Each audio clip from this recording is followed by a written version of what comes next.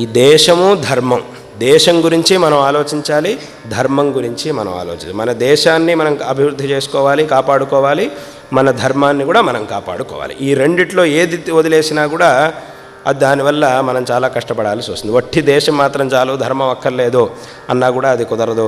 వట్టి ధర్మం మాత్రం చాలు, దేశం నాకు అక్కర్లేదు, అది ఏమైనా అయిపోని అనడం కూడా తప్పు. మనం వెనకటి వాళ్ళందరూ అంటే మహాపురుషులు, జగద్గురు శ్రీ ఆదిశంకరాచార్యుల వారు, విద్యారణ్యుల వారు మొదలైనటువంటి మహాపురుషులందరూ కూడా ఈ రెండు కళ్ళతో, దేశము ధర్మం, ఈ రెండిటిని కూడా రెండు కళ్ళుగా పెట్టుకొని వాళ్ళు అటు ధార్మికమైనటువంటి కార్యాలని కూడా ఎన్నో చేశారు.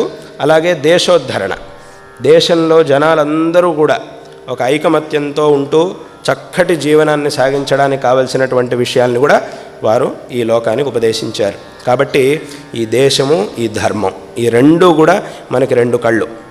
అంటే ఈ రెండు ఉంటే తప్ప, రెండు కళ్ళు ఉంటే తప్ప, ఈ దేశము ధర్మం అనేవి రెండూ ఉంటే తప్ప మనం మన జీవితంలో శ్రేయస్సుని పొందలేము. మన జీవితంలో మనకి మంచి జరగాలంటే ఈ రెండు కళ్ళు మనకు ఉండాలి.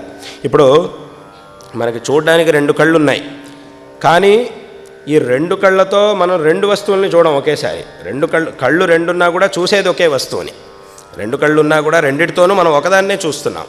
రెండిటితో చూస్తున్నాం కాబట్టి ఆ వస్తువు మనకి బాగా స్పష్టంగా చక్కగా కనబడుతోంది. అదే రకంగా ఒక కన్నుతో చూస్తున్నా కూడా ఏదో కనబడుతుంది, కానీ అంత స్పష్టంగా కనబడదు, అంత సరిగ్గా కనబడదు.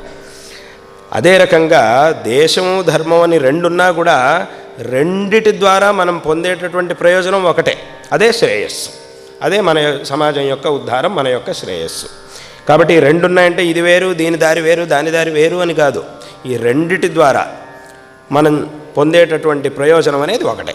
కాబట్టి ఈ రెండూ కూడా అందరికీ ఉండాలి. కాబట్టి చక్కగాను చదువుకోవాలి, ఈ ధర్మం మీద కూడా చక్కటి శ్రద్ధని పెంచుకోవాలి. దీని యొక్క గొప్పతనం ఏమిటి అనేది మనకి ముందు భవిష్యత్తులో ఇంకా లోతైనటువంటి దీని గురించి, ఎందుకంటే ఇప్పుడు చెప్పినట్టుగా సామాన్యంగా చూస్తే ఇదేమిటి ఇలా ఉందేమిటి అని మనకు అనిపిస్తూ ఉంటుంది. కానీ దీని గురించి లోతైనటువంటి అధ్యయనం చేసినప్పుడు మాత్రమే దీని యొక్క గొప్పతనం ఏమిటి అనేది మనకి తెలుస్తుంది.